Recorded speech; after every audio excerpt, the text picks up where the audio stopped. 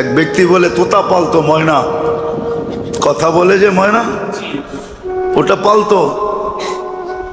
একদিন সকালে শিকারে যেতেছে, ময়না জিজ্ঞাসা করতেছে মালিক কোথায়? কয় শিকার করতে চাই। বলে কোথায় যাবে? কয় জঙ্গলে। কয় শোনো আমার একটা অনুরোধ, আমার বন্ধুদেরকে দেখলে আমার সালাম বলো। তো বাগানে ঢুকেই দেখতেছে 8-10টা ময়না বসা আছে এক ডালে। তো দেখা ওই নিজের ময়নার কথা মনে উঠছে, ওনা সালাম দিতে বলছে বন্ধুদেরকে, তো সম্বোধন করে বলতেছে তোমাদের মতো একটা তোতা আমার কাছেও আছে, সে তোমাদেরকে সালাম দিছে। তো বলতে দেরি 10-12টা ডালের থেকে ওই মুহূর্তে পুরা মরতে দেরি করে নাই, সাথে সাথে পড়ছে আর মরছে।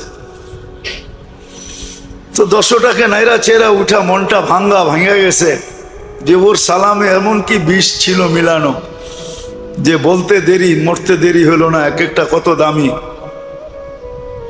তো ভাঙ্গা মন নিয়ে শিকার ছাড়াই বাড়িতে ফিরে আসছে। তো আসার পরে জিজ্ঞাসা করছে মালিক হাত খালি, শিকার কোথায়? তুই আর কথা বলিস না, তোর সালামে কি বিষ ছিল? বলে কেন?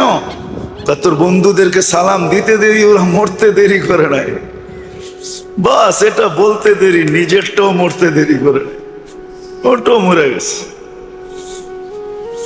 তো খাঁচা খুইলা সামনে রাইখা অনেকক্ষণ নাড়াচাড়া করে দেখছে, চোখের পানি ঝরায়, মরে গেছে, এখন আর কি করা যায়।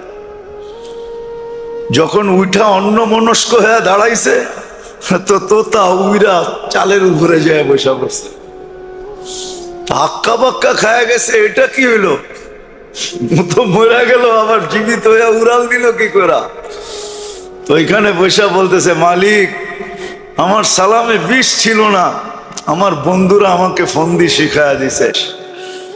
ফুলের ডালে ডালে ঘুরতে চাস আর বাগানে বাগানে ঘুরতে চাস আর বহু জাতীয় ফল খাইতে চাস, তো মরার আগে একবার মরা যা, ওরা আমাকে ফন্দি শিখায়া দিছে। আল্লাহ আমাদেরকে ফন্দি শিখাইতেছেন, সত্য এটাই, আল্লাহ আমাদেরকে ফন্দি শিখাইয়া দিতেছেন, এটা আল্লাহর মেহেরবানি। নাহলে কখন কি করণীয় এটা আল্লাহ শিখানোর দরকার ছিল না।